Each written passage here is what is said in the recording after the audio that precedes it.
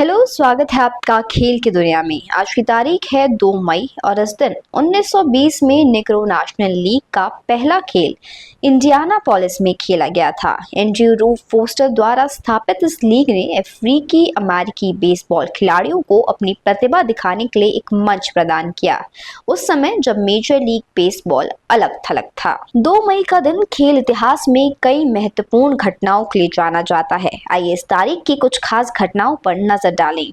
1967 में Toronto Maple Leafs ने Montreal Canadian को गेम 6 में हराकर स्टेनली कप जीता। इस जीत ने एनएचएल में ओरिजिनल्स 6 युग को समाप्त किया, जो 25 साल का वो दौर था जब लीग में केवल 6 टीमें थीं।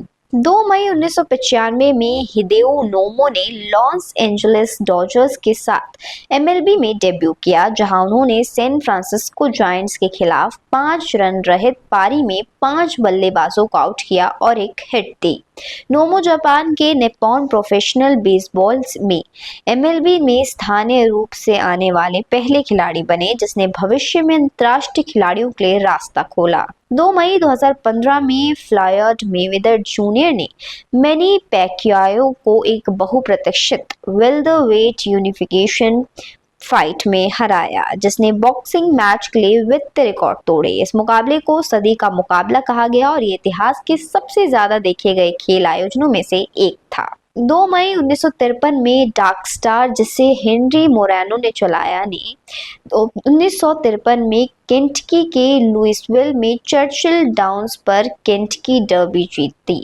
इस जीत ने डर्बी के समृद्ध इतिहास को और बढ़ाया, जो अमेरिकी घुड़दौड़ में एक प्रमुख आयोजन है। आज के दिन कई महान खिलाड़ियों ने जन्म लिया, जिसमें शामिल है डेविड बेकहम, जिनका जन्म 1975 2 मई को हुआ। वो एक प्रसिद्ध अंग्रेजी फुटबॉलर हैं जो अपनी शानदार पासिंग, क्रॉसिंग और फ्री किक क्षमताओं के लिए जाने जाते हैं। बेकहम ने Manchester United, real Madrid, LA Galaxy और पेरिस सेंट जर्मेन जैसे शीर्ष क्लबों के लिए खेला है।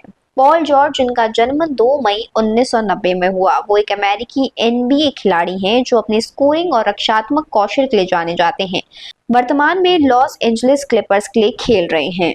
काइल बुश, एक अमेरिकी नास्कर ड्राइवर जिसने कई चैंपियनशिप जीती और अपनी आक्रामक ड्राइविंग और विभिन्न रेसिंग सीरीज में वर्सेटिलिटी के लिए जाना जाता है। जॉर्डन ट्रेविस, जिनका जन्म 2 मई 2001 में हुआ, फ्लोरिडा स्टेट यूनिवर्सिटी के लिए एक अमेरिकी फुटबॉल क्वार्टरबैक हैं जो अपनी दोहरी खतरे की क्षमताओं के लिए जाने जाते हैं। जैसन चिमरा, जिनका जन्म 2 मई 1989 में हुआ, एक कनाडाई पूर्व एनएचएल खिलाड़ी जो कई टीमों के लिए खेले और अपनी गति और शारीरिक खेल के लिए जाने जाते हैं। ब्रायन लारा, जिनका जन्म 1969 2 मई में हुआ, एक दिग्गज वेस्ट इंडियन क्रिकेटर जिन्हें अब तक के सबसे महान बल्लेबाजों में से एक माना जाता है और वो टेस्ट मैच में सर्वोच्च व्यक्तिगत स्कोर 400 नॉट आउट का रिकॉर्ड रखते हैं। स्पोर्ट्स की हिस्ट्री में आज के दिन कई बड़े और बेहतरीन रिकॉर्ड्स भी बने। Mike Cameron historic game 2002।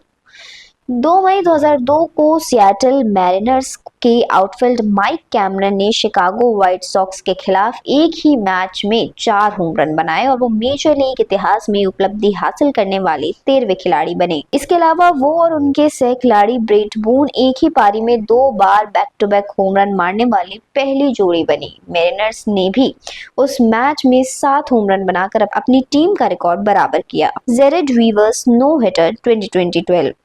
Jared Weaver's no hitter 2012। 2 मई 2012 को लॉस एंजलिस एंजल्स के जेरेड वीवर ने मिनेसोटा ट्विंस के खिलाफ एक नो हिटर गेम फेंका, जिसमें उन्होंने 9 बल्लेबाजों को आउट किया और केवल 2 बेसनर दिए। ये 1998 में डेविड वेल्स के परफेक्ट गेम के बाद ट्विंस के खिलाफ पहला नो हिटर था।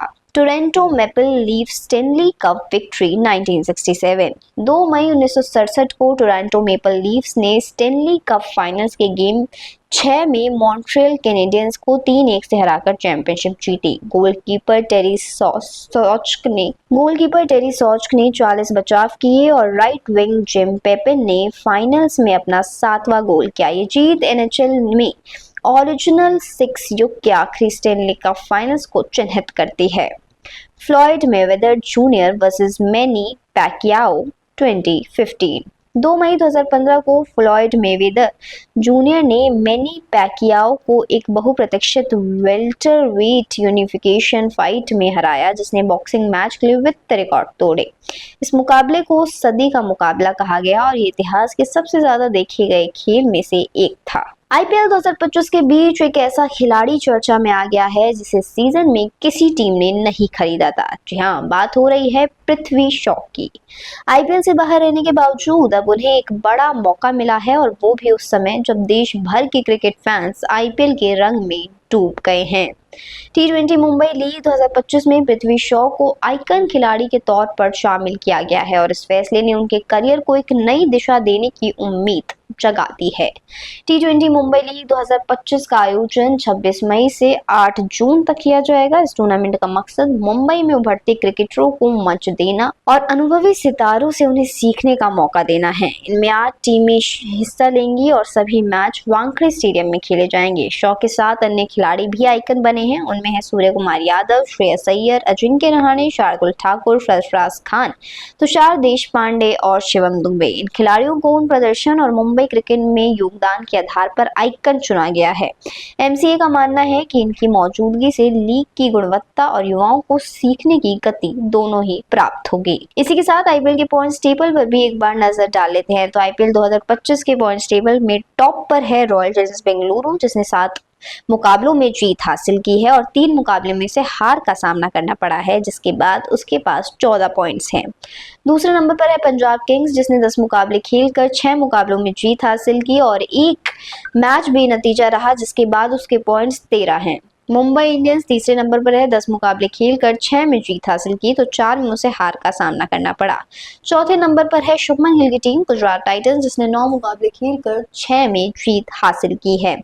5वें नंबर पर है दिल्ली कैपिटल्स, जिसने 10 मुकाबले खेलकर 6 में जीत हासिल की। 6ठे नंबर पर है लखनऊ सुपर जायंट्स, जिसने 10 मुकाबले खेलकर आधे मुकाबले में जीत हासिल की है तो आधों में उसे हार का सामना करना पड़ा है।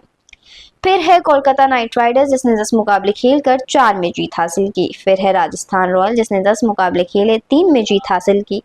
9वें नंबर पर है सनराइजर्स हैदराबाद, जिसने 9 मुकाबले खेलकर 3 में जीत हासिल की है। तो वहीं चेन्नई सुपर किंग्स अब आईपीएल 2025 की रेस से बाहर हो चुकी है, जिसने 10 मुकाबले खेलकर सिर्फ 2 में जीत हासिल की तो उसे 8 में हार का सामना करना पड़ा। अब नजर बढ़ाएंगे इंटरनेशनल न्यूज की ओर। Utah hockey clubs new name leaked. Utah hockey club ने 2025 से 26 में एनएचएल सीजन से पहले गलती से अपने नए नाम का खुलासा कर दिया, जब इनका यूट्यूब हैंडल कुछ समय के लिए नए नाम को दिखाता रहा। टीम ने बाद में हैंडल हटा दिया, लेकिन इस घटना ने प्रशंसकों के बीच अटकलों को जन्म दे दिया है। पोकेमॉन गो इवेंट इन मई 2025। मई 2025 में पोकेमॉन गो में कई इवोल्यूशन फोकस्ड इवेंट्स होंगे, जिनमें ग्रोइंग अप इवेंट शामिल है, जो बढ़ी हुई शाइनी संभावनाओं और अनुभव अंक प्रदान करता है। एथलीटों के लिए शानदार मौका। आंध्र प्रदेश मेगा डीएससी 2025 में 490 स्पोर्ट्स कोटा के तहत पोस्ट खाली हैं और आवेदन तिथि इसकी 20 अप्रैल से 25 मई 2025 है, जिसकी वेबसाइट आपको डिस्क्रिप्शन बॉक्स में मिल जाएगी। फिर है नॉर्थर्न रेलवे, जिसके लिए 38 स्पोर्ट्स कोटा के तहत पोस्ट खाली है। इसकी डेडलाइन है 11 दिसंबर 2025 और इसकी लिंक भी आपको डिस्क्रिप्शन बॉक्स में मिल जाएगी। फिर है पीएसयू, जिसके तहत ओएनजीसी, बीपीसीएल और एसएआईएल के पोस्ट खाली हैं। फिर है Indian army sports quota recruitment 2025। इसके लिए पोस्ट में हवलदार और नायब सूबेदार हैं, जिसमें स्पोर्ट्स कोटा के तहत स्पेशली क्रिकेट और फुटबॉल के तहत आपको जॉब मिलेगी और आपकी एलिजिबिलिटी 12th या 10th पास होनी चाहिए और एज लिमिट 7.5 साल से 25 साल तक की होनी चाहिए। अधिक जानकारी के लिए आप joinindianarmy.nic.in पर जा सकते हैं। खेल की दुनिया में चल रही इवेंट्स पर अगर हम नजर डालें तो वर्ल्ड स्नूकर चैंपियनशिप इस वक्त चल रहा है, जो 19 अप्रैल से 5 मई तक खेला जाएगा। वर्ल्ड स्नूकर चैंपियनशिप इस वक्त शेफील्ड इंग्लैंड के क्रूसिबल थिएटर में हो रही है। आज से फॉर्मूला 1 में मियामी ग्रैंड प्रिक्स खेला जाएगा, जिसकी शुरुआत आज से हो जाएगी और 4 मई तक ये खेला जाएगा यूएसए में। आने वाले इवेंट्स पर अगर हम नजर डालें तो फॉर्मूला 1 के तहत मोनाको ग्रैंड प्रिक्स 23 मई से 25 मई तक मोनाको में खेला जाएगा। फिर है आइस हॉकी, जिसमें आईआईएचएफ वर्ल्ड चैंपियनशिप होगी 9 मई से 25 मई तक डेनमार्क में। फिर वर्ल्ड एथलेटिक्स डे जो 10 मई और 11 मई को चाइना में होगा। समर वर्ल्ड मास्टर गेम तो 17 मई से 30 मई तक ताइवान में खेला जाएगा। अमेरिकन फुटबॉलर में एनएचएफएल ड्राफ्ट 2025 जो यूएसए में 8 मई से 10 मई तक होगा। हॉर्स रेसिंग की बात करें तो एक केंटकी डर्बी 3 मई को यूएसए में होगा। प्रीकनेस स्टेक्स 17 मई को यूएसए में होगा। फिर यूईएफए यूरोपिया लीग फाइनल 21 मई को स्पेन में खेला जाएगा और 31 मई को UEFA champions league final Germany में खेला जाएगा। तो ये है वो तमाम जानकारी जो आज 2 मई को हम आपके लिए लेकर आए हैं। आपको ये खबर कैसी लगी हमें कमेंट बॉक्स में जरूर बताएं और देखते रहिए टीएनपी स्पोर्ट्स।